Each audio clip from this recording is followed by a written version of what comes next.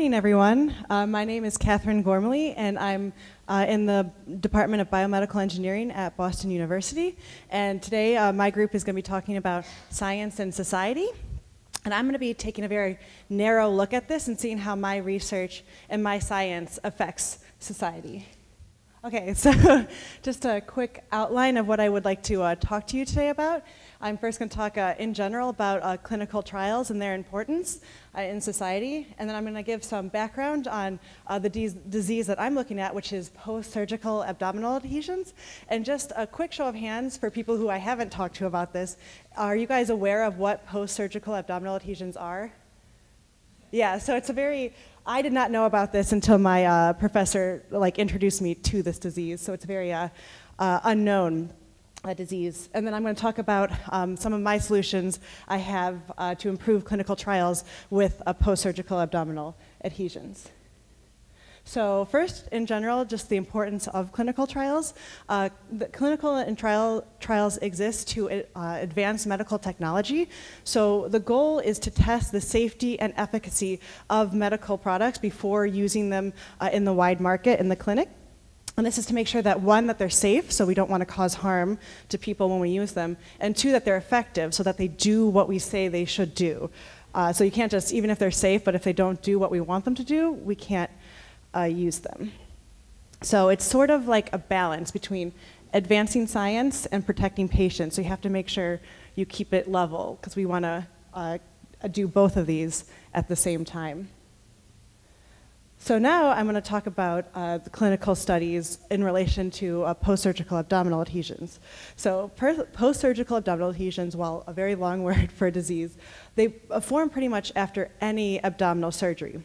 So anytime that doctor goes in and opens up your abdomen, it will almost 100% of the time adhesions will form.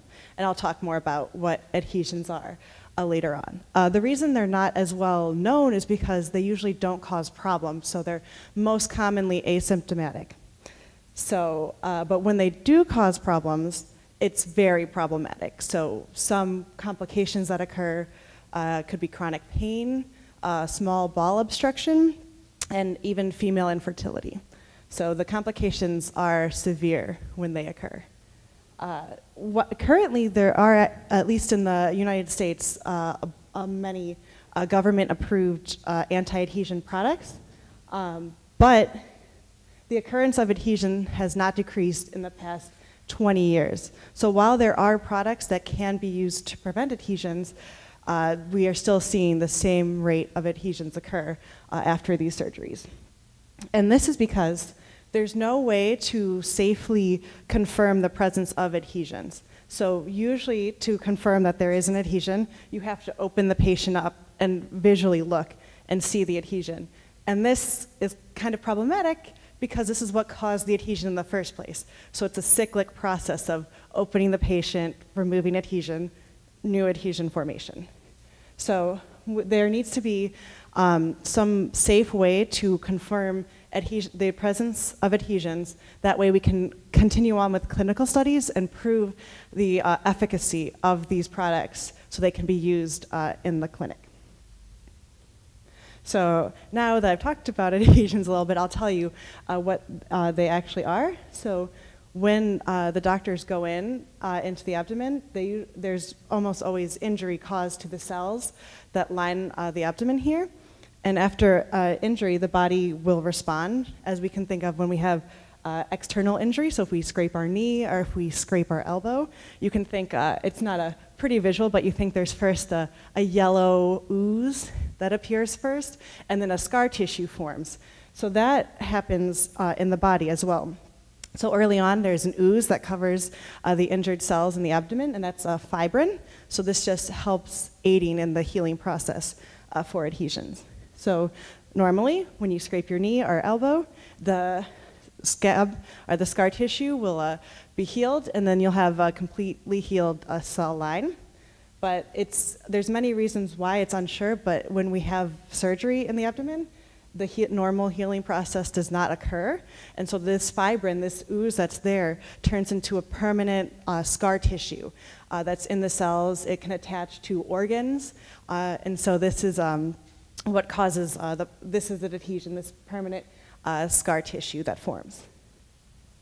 So my proposed solution here is to develop a way to see these adhesions without opening up the patient. So to do that, I'm using microbubbles. I'll talk a little bit more in the next slide about microbubbles because they can be used to see things with ultrasound. So the use of sound waves to image very non-invasively, very safely used in the clinic. And we can use these to detect adhesions. So now I'll talk a little bit about microbubble. It's a shell. What I use is a shell encapsulating a gas.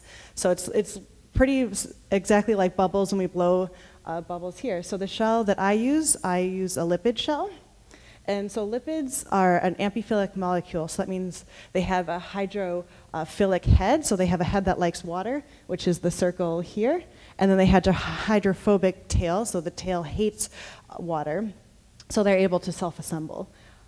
So I use 3 different kinds of lipids. And the exact what they are is not very important. One of them, I have a targeting peptide, which a peptide is just a very small biomolecule. And the one I use is targeted to fibrin, which, if you remember, is present in adhesions.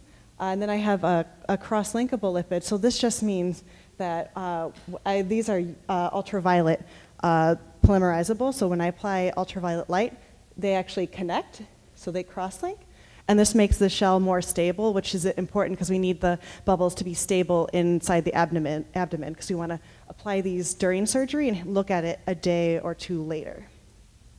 So we have the shell, then we have a gas core, and this gives us our fun microbubble here. So now I talked about microbubbles, but I said that we can see them with ultrasound. We can do this because, so in theory, we target to the fibrin here. So this is before it becomes a permanent tissue. Then we apply ultrasound, and the bubbles have a compressible core. So when the sound wave hits it, the bubbles oscillate, they expand and contract, and they send the signal back to the receiver, and we're able to see them much brighter than the tissue surrounding the bubbles. So this is what I mean by contrast agent. You're able to see them better than the surrounding tissue. And so I have a quick video. This is just going to be bubbles. I'm putting them into water. So this is an ultrasound image, so it's just sound. This is not, we're not using light here. This is sound. And if you can hit it. So I'm injecting them into water, and you can see how bright they are compared.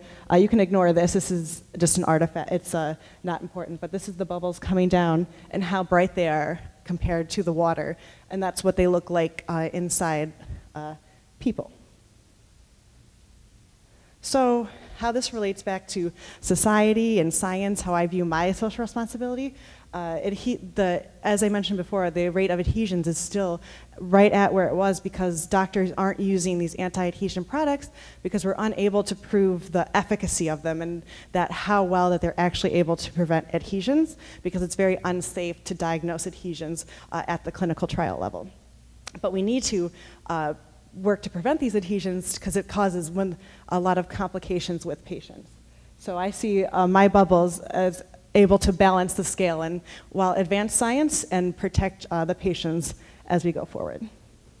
And that's all I have. Thank you so much for your time. Good morning, everyone. I'm Youngseo Kim from EWHA Women's University, and I'm currently a master's student in Department of Nutritional Science and Food Management. Today, I'm going to give a presentation about the impact of a social phenomenon on a scientific research and the role of science. This topic was a bit challenging for me as a food science major student because I've never thought about these issues. So to prepare for this presentation was a good opportunity to think about the meaning of my field. Let's start. And this is the outline of my today's presentation. I'm gonna give you the brief introduction about social responsibility of food scientists, and then I'm going to introduce about my current research, and then I'm going to give you some relationship between the society and current research, and I'll conclude my presentation. Science technology is the main factor which has formed the modern society and driven the advancement.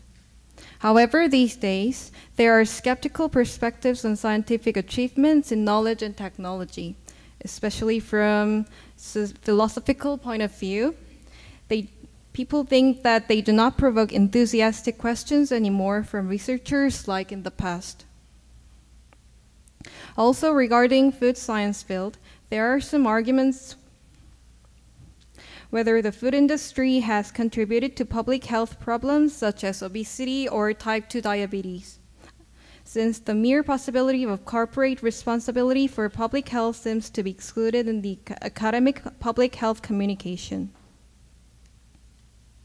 At the same time, food companies are active in innovation and product development that aim to create healthier products or variants. And scientists who have been developing technology could influence the society by their study and take privilege through the study. People start to focus more on the ethical and responsibility issues in terms of the way they conduct researches compared to the characteristics of tasks. Therefore, in this presentation, I will discuss about the criticism around food science and my project in terms of social responsibility and make also suggestions about the role of science in society. To give a brief information about my major, food science, it is defined as the application of basic sciences and engineering to study the physical, chemical, and biochemical nature of food and principles of food processing. And for food scientists, their main goals are to deliver healthy, convenient, and safe food products so that they can help consumers keep health, as innovation must bring value to society. However, there are concerns that social responsibility in food science has been widely acknowledged, but the question of how to actually do this has so far gathered only limited attention. This indicates that academia should place more importance on the social responsibility centered on food security, feeding the population, and sustainability, etc. Therefore, I decided to take a deep look into one of my projects, which was supported by the food industry company in Korea. To briefly describe, my project was to develop new food products. When I started the project, the company wanted to develop brand new porridges which can be conceived as a healthy product to consumers, along with the trend in Korea, such as the expansion of the ready meal market. So we decided to develop new food products that meet the needs of consumers. It can be said that it delivered innovation to society, as these products are not well known but convenient to consume. And consumers' need toward these types of products have been increasing. However, during the process, as a food scientist, the project team didn't deal with an issue that can be emerged, such as public health problems. I thought this can be a serious issue, as I mentioned in the introduction, because an important dimension in academia and industry collaborations, but if the researchers do not pay attention to the society, it can create serious health problems like obesity. And then I looked into the relationship between society and science. Whether scientists really understand the relationship between them and society is really important, because society, they give social investment to researchers to develop society, and what scientists conducted can be represented, can represent the society as they interact with each other.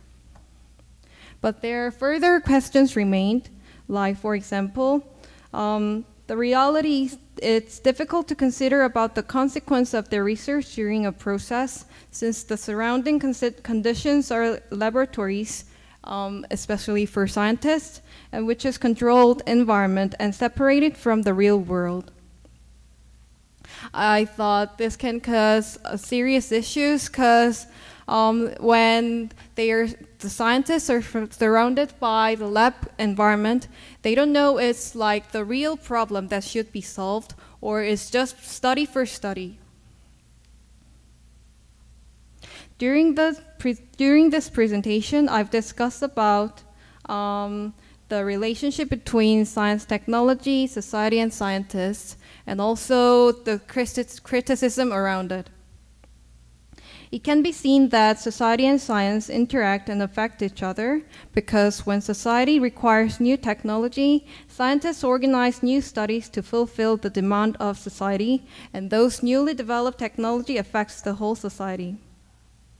Without any excuses, it is certain that science has contributed to the society with its substantial technologies. Hence, its achievement for the society should be acknowledged. However, when conducting a research, scientists must consider the effect of their work in the long term and the things they can do to decrease negative impacts. Still, there are a few discussion points that should be addressed at a certain point. Additionally, during the process, scientists should fully examine the effect of results. For academia to be integrated into society, it is important that criteria to assess its contributions on society, as well as reward them, should become an integral part of academic life. Therefore, accepted metrics are required to assess and quantify social responsibility and academia's role in promoting innovation and finding the proper approaches for avoiding issues. And also, scientists should develop the necessary tools, curricula, and metrics for studying, teaching, measuring, and assessing the contributions and relevance of its social responsibility programs, so that in the long term, science could play an active role in society. Thank you for your attention.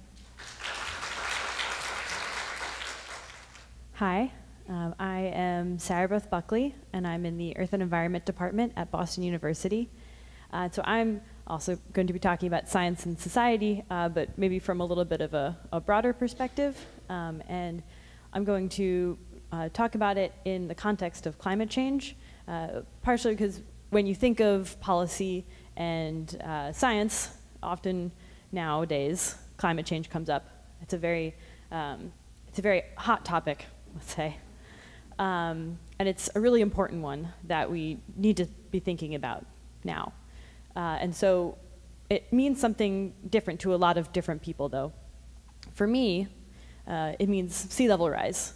This is the first way that I actually became aware of climate change. Was I grew up just outside of New York City, and I live in Boston. So both of those areas are at great risk of having some serious consequences related to sea level rise. But I bet if you think about your hometowns, do you know how they might be affected? Because I bet everyone has a different answer. And this just indicates how important this issue is. And also, science has a really important role and a responsibility to address this issue. And so when you think about science and society, this is probably something that you normally think of. You think, okay, well, you'll have some scientists in a lab, and they're working on something, and then they come through with a breakthrough, and they develop some technology, and then say an artificial leaf, and then that technology gets is brought to society and changes some aspect of society directly with some product. But I would like to, I guess, highlight and also argue that there are a lot of other ways in which science does and should interact with society. So kind of one more obvious one would be the economy. So if you have a technology, industry is going to be implementing that, and then that directly engages with the economy, which then society engages with. So if you have solar cells that are cheaper, then society will be able to actually incorporate them into their buildings and their houses. But then also, if you have, the government is also an important part of this equation. So you have the government often paying for a lot of science, for one thing, and then science informing policies, which then influence society. And then I would also argue that activism is also another, can be informed by science, right, and then engages with the government and engages the society to influence the government. So there's a whole kind of web of different bodies and entities that science and scientists do and should engage with in order to address important issues. And so to put that in the context of, so now I'm going to just put it in the context of my work a little bit. And so when my story is that I actually came from activism and climate activism. And so this is my group, Students for a Just and Stable Future. And so this is a bunch of my friends who chained themselves together in TransCanada's office to try and stop the creation of a pipeline. And so all of this is informed by climate science. They were motivated to do this by science and to try and change industry and what's happening in our world. And for me, I then took away that science plays an important role, and I wanted to find solutions using science. And so I ended up interpreting that as meaning I wanted to work on carbon sequestration, to remove CO2 from the atmosphere, to help the issue of climate change. So normally you think of this in terms of, well, you have CO2 coming out of fossil fuel plants and you inject that into the ground, or you can think of it in a biological context where you have plants and increasing the drawdown or increasing the amount of CO2 that plants take out of the atmosphere is another way to think about carbon sequestration. And that's primarily what I'm focusing on, trying to increase the amount of CO2 that's drawn down by plants. And so I want to do that with green roof gardens. So this is my undergraduate university, Tufts, where I first started working with green roof gardens. And it's beautiful for one thing, but it's a whole lot more space in cities where you can have soil and plants and be storing carbon. And a really neat part of this work is that you can also produce food and you can engage the community directly in this kind of work with a garden where people can visit that garden, they can appreciate that garden, and you can have community around that garden. So that's another side of this that I really appreciate and like working with. So what I'm trying to do is trying to increase growth of plants in green roof gardens by taking CO2 from inside of buildings, from all of us breathing. So we're all breathing out right now, and we're breathing CO2, and it's filling up this room to some degree, and which could make us sleepy, but also could be applied to plants if it goes through the ventilation system and then is directed to a green roof garden. So that's and then if plants get excess CO2 and there's a high concentration right around those plants, there's a CO2 fertilization effect, which increases the growth of the plants. And so that's what I'm trying to do with my system. And so this is, just to kind of show a picture of it, we actually have plants just growing directly around a vent. And this is the pilot studies. This is the first version of this. So I'm hoping to have more versions that are maybe a little bit more put together. But basically bringing it back to the implications, this could be a form of technology that is installed and incorporated into society. And I think an important part of this is communication. I think in order to make all of these connections, we have to communicate about our science. And I think that at least I have encountered many scientists who say, I don't need to communicate. Like, somebody else can do the communication for me. Like, it's not important. It's not, I don't need to do it. But I think that it's really important that we engage with all of these different entities in order to have the impact and to bring our science that we have a responsibility to do, is to bring our science to these bodies. And just some examples of communication that I've done and that I've engaged with is, when engaging with the government, this is New England Graduate Women in Science and Engineering, which is a group that I'm helping to start. And we are working directly with our universities to try and change the system there. And then there are groups like AAAS, which engages on a federal level and to try and influence policy. And then there's also, you have to actually communicate to the public too. And so for my project, I've done this in a couple ways. This is my undergraduate, Rebecca, who's awesome. I love working with her. But she's helped to make some posters and displays to try and communicate with my direct community in my university. And then we've had events where we've brought people to our rooftop garden and we've told them about, we've explained what the project is and why it's important, and then shared pieces of literature just about climate change. And then we also had some delicious food and arts and crafts, and it was a wonderful event. And then we've also worked with news venues. So this is from WBUR, NPR, and to try and communicate as well about what our science is. So I think all of these methods are important. And I think, for example, in my project, basically it's something that I want to bring to society, and it's a form of technology that would potentially be helped if there were government policies that maybe subsidized or had supported green roof gardens, would make it easier to then implement them. And then if people supported that, expressed their support, then this would potentially be even easier. So this is a picture of a building that is a living building. So that means that it actually, rather than taking resources from the environment and taking energy and taking water, it actually gives back to the environment. And it's technology that's been able to make that happen, and science that's been involved in that. And so if we want to be able to create things like this and work together we have to work together with all of those entities, and if we want to be able to create a sustainable future that will be able to address and deal with things like climate change. So that's what I wanted to share.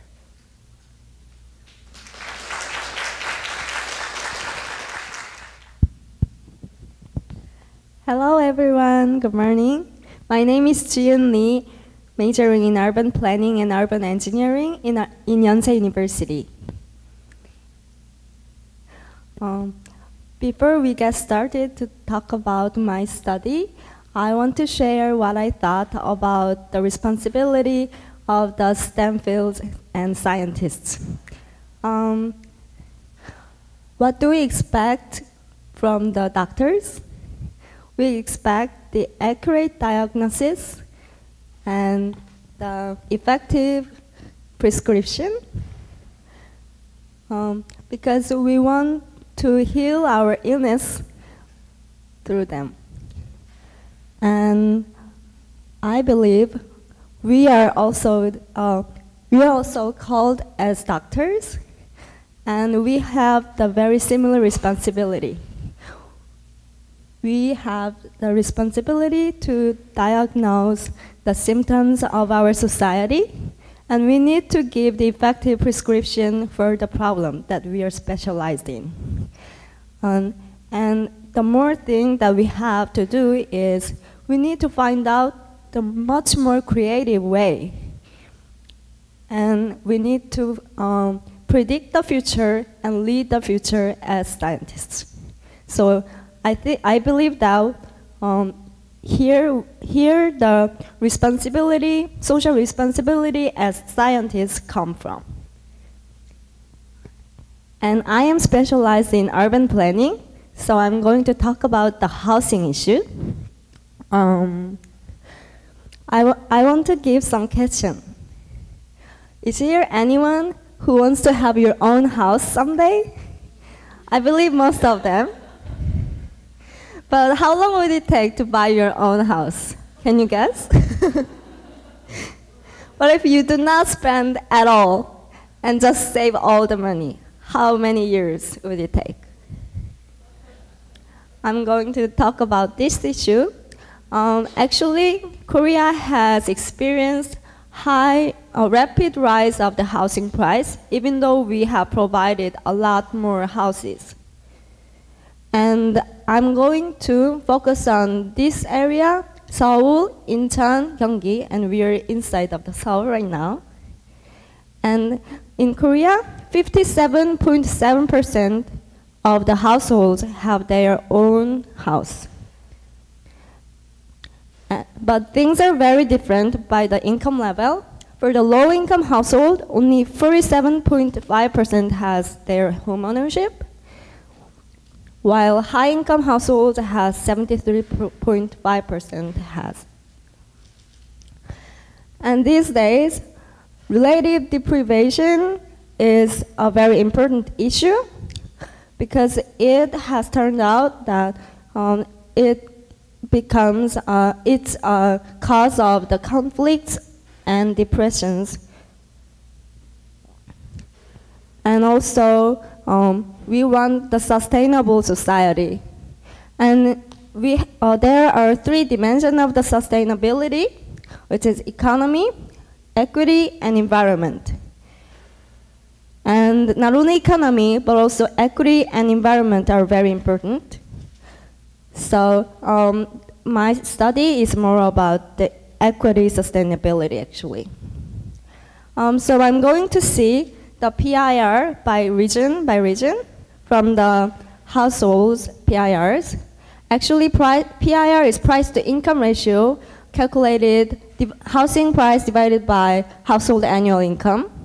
And we can calculate it by one region's mean housing price dividing by the region's mean household annual income. But there is another way, like by house, we calculate PIR and we get the representative value from that distribution. And with this second method, we can see how it is distributed and how unequal it is. And I utilize the housing Gini to calculate the inequality level by region, and I'm going to compare and find the cluster of the high level housing burden equality area and the low level area. And this is based on the Tabula's law and the theories. Tabula's law says everything is related to everything else, but the near things are more related than distant things. And so I calculate and find special autocorrelation, which shows the association or relationship between the same variable in nearby areas. So the variable became the housing burden in my study. And I tried to find out this kind of clustered pattern.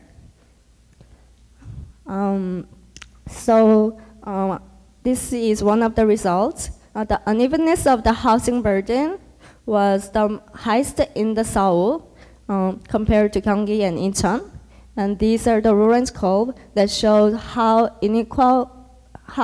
much inequality it is. And I visualized the inequality level at Sigungu level, which is much small level. And I tried to find out the cluster with different continuity. These are queen continuity. It means we consider it is adjacent and neighborhood area, even though only one point. And this is we should consider adjacent only when a line is adjacent. And this is based on the k nearest. Based on the distance. And I found out there are the clusters for any kind of assumptions. And these are the 2 maps for the housing burden level itself and the inequality level itself. The very interesting thing is they have totally different pattern. And here inside of the Seoul, housing burden is very high in the red colored area, but blue color area means they have relatively lower level of the housing burden. But when we see the right side, the red colored regions have the high housing burden inequality.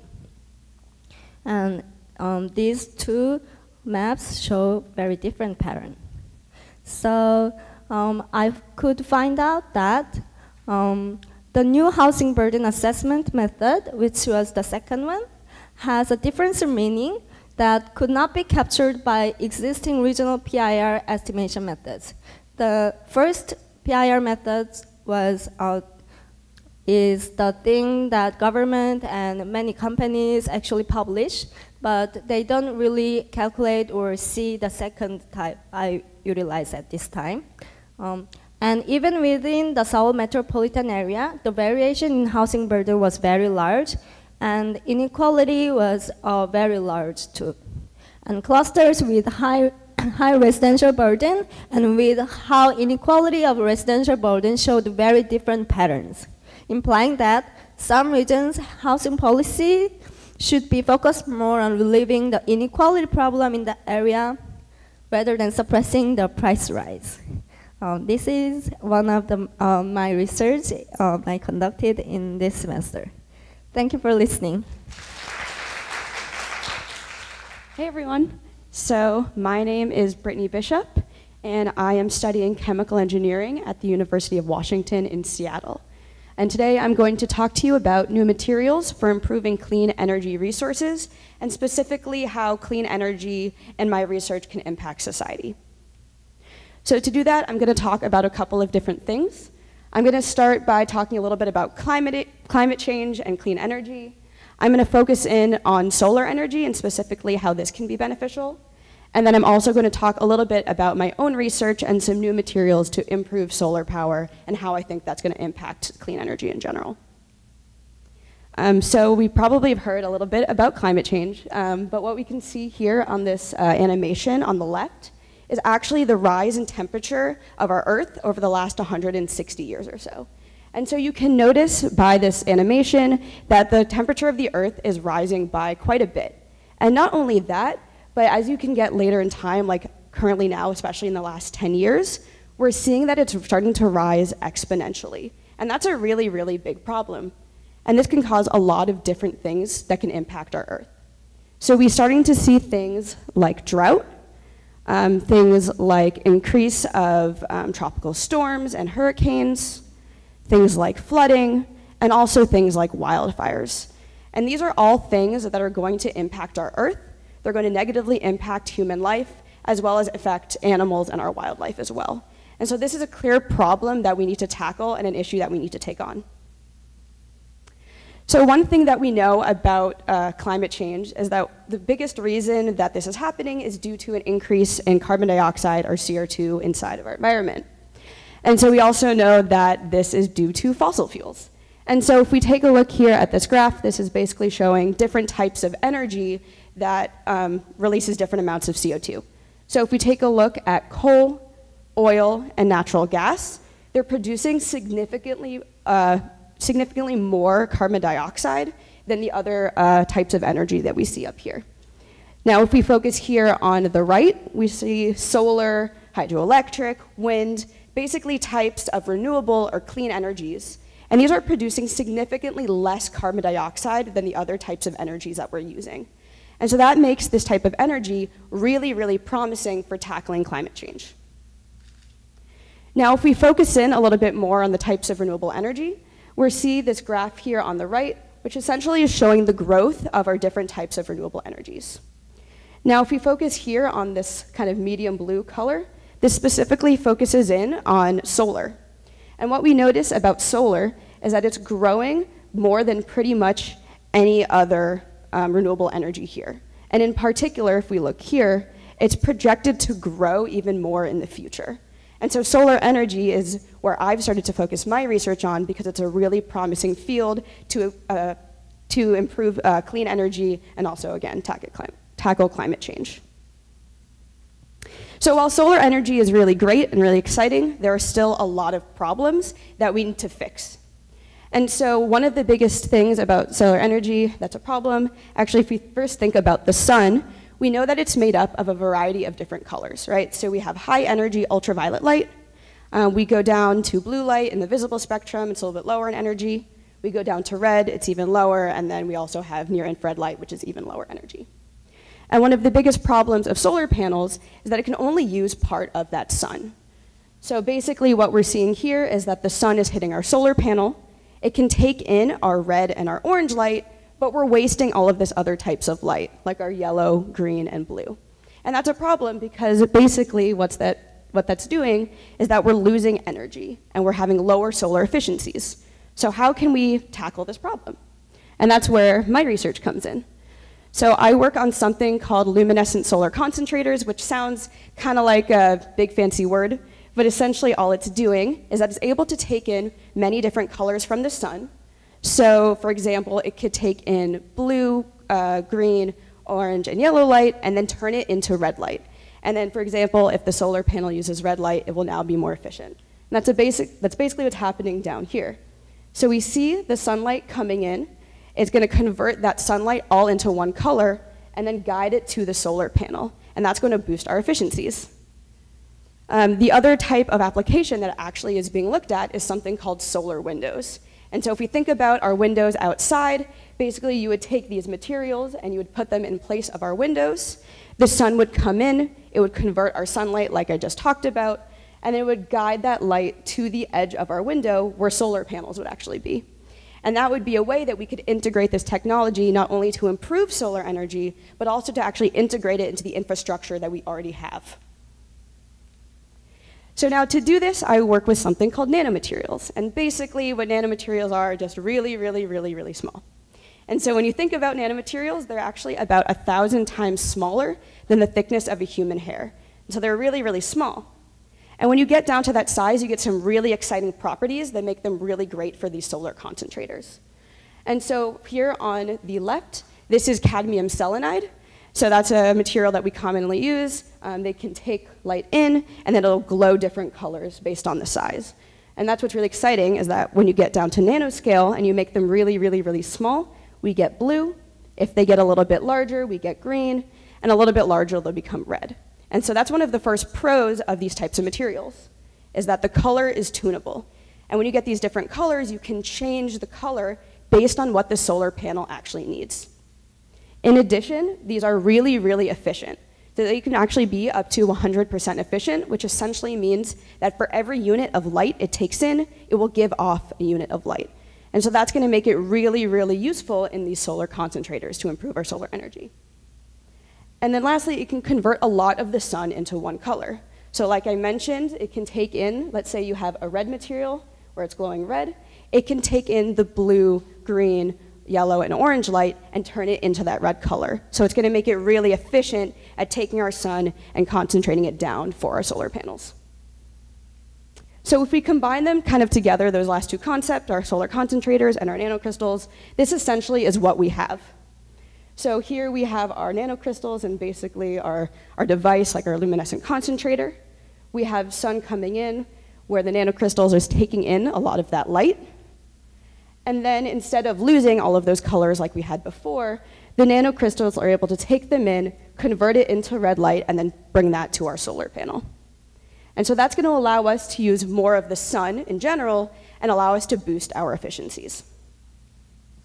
And so the last part of the talk is I'm just going to talk a little bit about the materials that have previously been used, and then my research, which is kind of trying to look at new materials that can better this type of application. So a couple of slides back, I mentioned cadmium selenide, and those are all the beautiful colors from yellow or from blue to red, and that's one of the most common prospects for use in these luminescent concentrators. And there are a couple of pros and cons for this material. So as I mentioned, it can be up to 100% efficient, and that's really great, right? Because we want to convert our sun to improve our solar energy. But the other thing is that it also glows different colors. And if you think about our windows, if you think about a solar panel, you don't really want our windows to be glowing red, because that will look kind of funky. So that's not something that we necessarily would want in our buildings. In addition, we are using cadmium, and cadmium is super, super toxic. And you also don't want toxic things in our buildings and our panels. And so that's a really big negative when we're thinking about these materials and actually integrating them into our society. So I'm now working with making some new near-infrared materials. So I mentioned this word before, near-infrared. Basically, if you think about light, we have, again, our high-energy ultraviolet, lower-energy visible spectrum, and then if we take red light and make it a little bit lower in energy, that's near-infrared light. And that's completely invisible to the human eye. It's also what's used in like night vision goggles and things like that. And so they're also, when I think about these materials, I'm also transitioning to materials that are a little bit safer for humans. So things like silver, things like zinc. And so that's one of our first pros. So instead of having these really toxic cadmium particles, we can have something that's a little bit safer for buildings and for wildlife. In addition, these materials, again, are invisible to the human eye. So if we put them into our concentrators, we might be able to make windows that are tinted a light gray or black color, and the light they give off will be completely invisible to our eyes. And that's going to be great for aesthetics. However, these materials are really, really inefficient. So before I mentioned their 100% efficiencies for cadmium selenide, but these materials, for every 10 units of light they take in, they only give off 3. And so that's not going to be very good when we're trying to make these luminescent concentrators to improve our devices. And so what my research does specifically is taking these non-toxic and visually appealing materials and making them more efficient. And that way we can actually use these materials in our buildings, in our solar panels, and actually improve clean energy. And that's how I see my research actually impacting society in the future. So in conclusion, I talked about a couple of different things. I talked a little bit about climate change and how that can affect our world. I talked a little bit about solar energy, why it's beneficial. Talked about these solar luminescent concentrators and why nanomaterials are really exciting for this application, but also how we need to make them more efficient and non-toxic. So thank you for listening.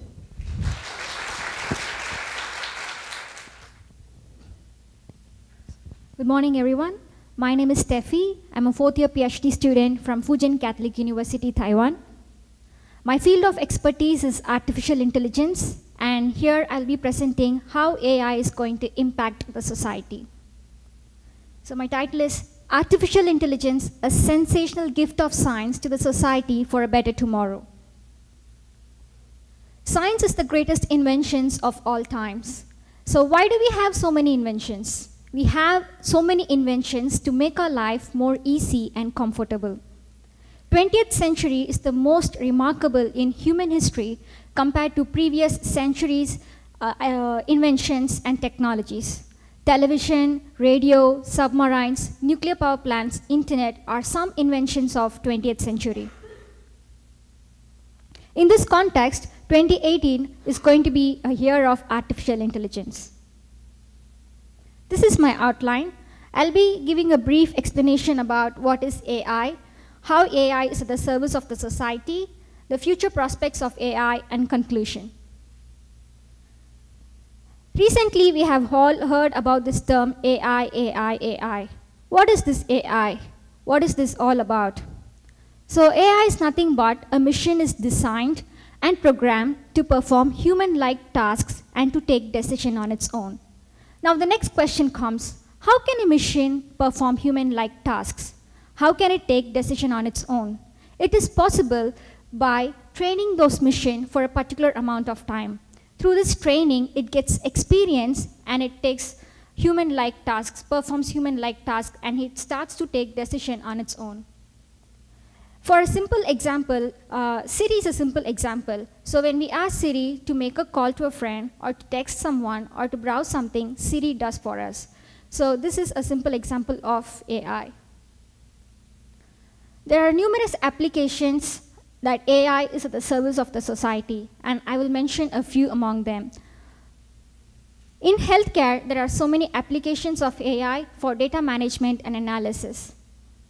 Previously, when we go to a doctor, the doctor has to write in what symptoms we have, the pills he is giving in, and we have to maintain a record whenever we go to the doctor. In some countries, it is already electronic. That is, you need not carry any paper files, but it is already uploaded in the computer, but maintaining and managing, analyzing becomes very tough. So AI helps to manage those data. In certain other countries, we'll have this something like this, a card with a chip in it, where you have to just give to the doctor feeds into a machine, and he'll be typing in your symptoms, the pills he's going to give in, your scan reports, your blood reports, everything. So next time when you go to the doctor, you have to just give in this card, and he will get all your medical history files. So it is not necessary, one day you might go to a cardiologist, and next day you might go to another doctor. You need not carry all your files. You have to just give this card, and he will get all the medical history of yours.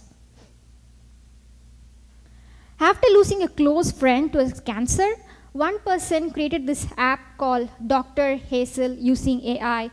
So this app can actually differentiate cancer cell from healthy cells. It can also monitor your heartbeat and insulin pumps. So we want our physicians to spend more time with the patients rather than doing their routine diagnostics. So this app will actually this app actually helps in diagnosing your cancer cells, and the physician has to just do the treatment. In agriculture, it becomes very tough because it's going to take a lot of your time, effort. So AI comes in to help this, to do this agricultural work. So we have these drones running around your field with cameras fitted in. So it is going to monitor your field continuously, and it will say your soil is very dry, it has to be watered, your soil can be seeded right now, and it will go around your plants to check if there is weeds in between your plants, and it alerts you saying that you have to remove these weeds. And sometimes it moves around the farm and says there is like a dehydration problem, you have to check in, and your plants are suffering from some kind of diseases, you have to see to it, something like that. So with help of AI, agriculture is going to be even more efficient and less time consuming. It is also used in business, banking, and retail. So owing to the increase in number of financial data, it is very hard to maintain all the financial details. So AI helps to maintain all those data, and it will tell you how much change it has taken place in the stock market, and it is very efficient compared to human power.